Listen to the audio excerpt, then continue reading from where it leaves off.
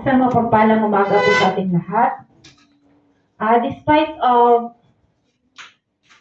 naranasan ko po, yung hirap, yung pagod, but still, God is so good sa buhay ko. Nandun yung peace, nandun yung joy. Kahit hindi na ako masaya sa trabaho ko. Alam ni Lord yun. Nagtatrabaho na lang ako because I'm earning. Ginagawa ko lang yung anong dapat gawin. Because I do it for God's glory. At the same time, syempre, trabaho ko yun. But there's a joy from God. Kasi kahit nasa Japan sila, nakikita pa rin nila. But, sinasabi ko lang kay Lord, na Lord, ang lahat ng ito, pinapabaya ko sa iyo. Ikaw na ang bahala. Kung matatapos ko to, this is your will. Kung hindi ko to matatapos, this is also your will. At meron kang mas malaking nakalaan na plano para sa akin. Amen. So, kahit naman, yung 2 araw, yung Tuesday, Wednesday, sakit ng likod ko talaga. But I really praise God, yung joy, yung peace, yung strength, ipinagkakaloob niya sa akin. Maraming salamat. Nandito ako ngayon. Kagabi, parang bumigla siyang by prayer. Sabi ko, Lord, gusto kong lumabas ng Sunday, kaya kahapon, nagpaalam ako, sabi niya, titingnan ko mamaya. So, kagabi sabi niya, lumabas ka, at siguro, ramdam niya, at saka kumilos din si Lord sa buhay niya, kasi nakapasok ako ng maaga kagabi. Around 10, pumasok na ako sa room. So, kung magtuloy-tuloy, nandun yung pagkilos ni Lord, matatapos ko. Pero pag wala, si Lord na lang ang nakakalam. But, ang pinapasalamat ko lang na, hindi talaga ako, yung promise niya, Hebrew 13:5, nabasa ko kanyang umaga, hindi ko kayo pabayaan. Hindi ko kayo iiwan, ni pabayaan. So, thank you, Lord, thank you, Jesus, to get all the glory. Ano pa? Wala na ha? Baka may humabol pa. Okay. Handa ko na po tayo sa mapuring awit. Sino po naghanda? Si Sister Evelyn Lahola. The consistent. Enjoy serving the Lord. You are capable to do it.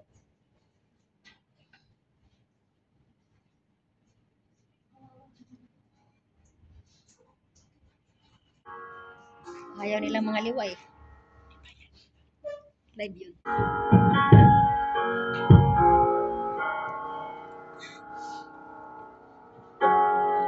So good, I almost can't believe our being could ever dream.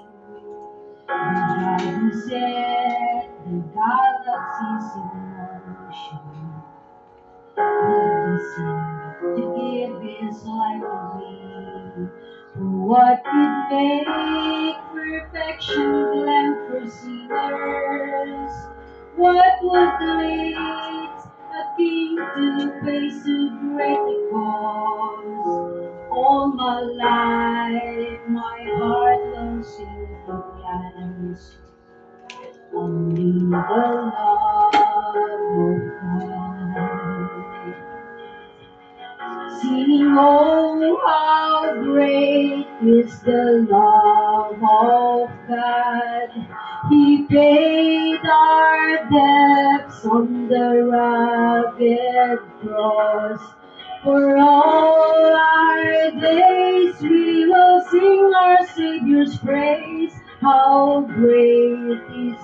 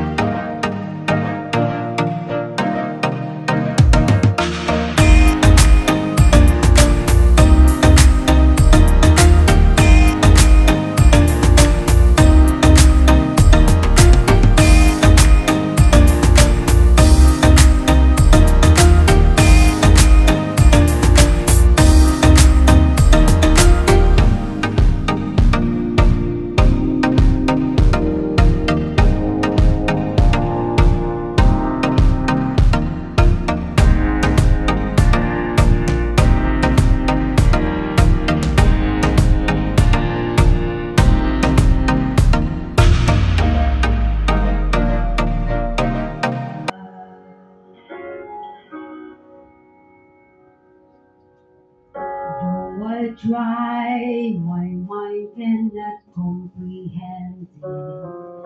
It's so hard to use for words. I could sing a million songs about it, and barely scratch the surface of your world. This all my life, the banner I'll be waving. My anthem cry, no matter what may come. And when I rise to walk the street of heaven, I'll sing to you, we sing this song. For everything you've done. How great is the love of God.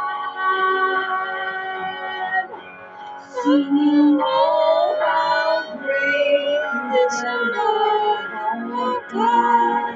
He gave our days and the morning for all our days. We will sing our Savior's praise. How great is the love of God. Singing, oh, how great is the love of God. He paid our debts in the royal cross. For all our days we will sing our Savior's praise. How great is the love of God. How great is the love of God.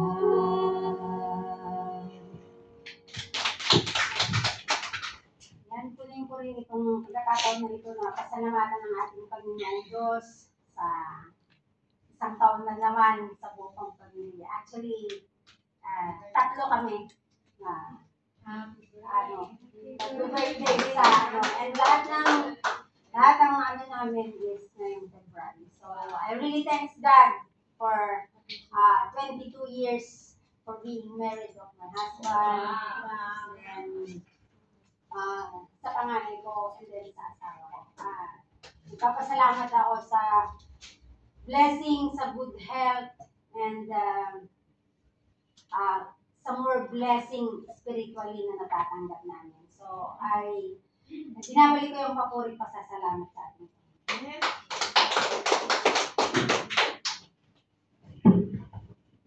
Happy birthday.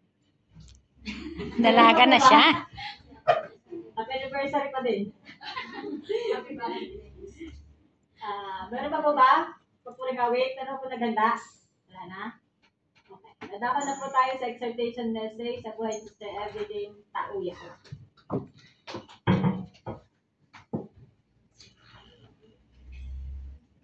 Ayan si Bunso.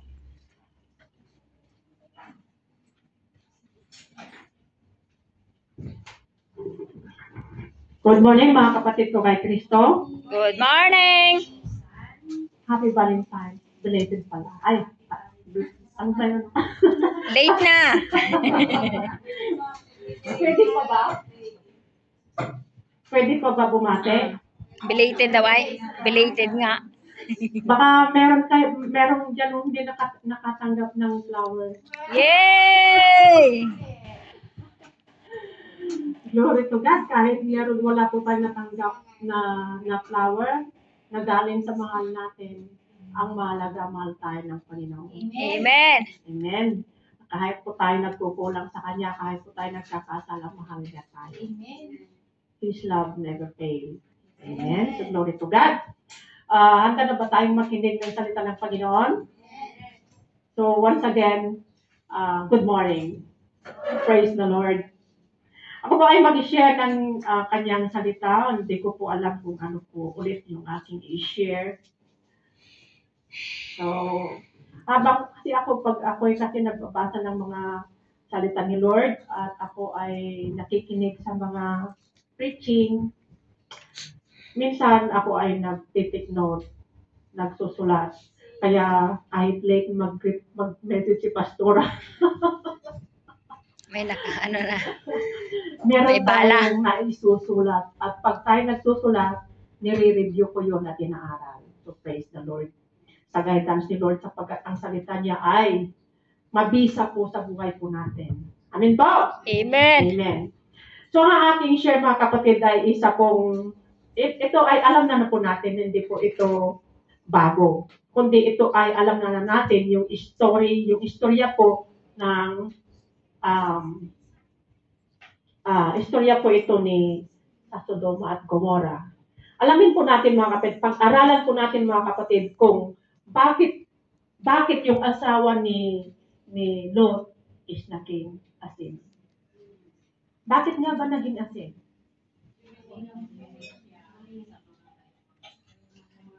Lumingon? Lumingon talaga? Asin? Sigurado kayo? Matunaw? May pag-aralan natin. Dito po sa Genesis 19 verse, dito po sa 12. Basahin nga natin kung lumingon. Bakit po siya lumingon?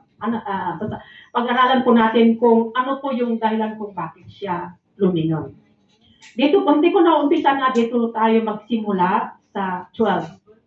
Genesis 19 verse 12.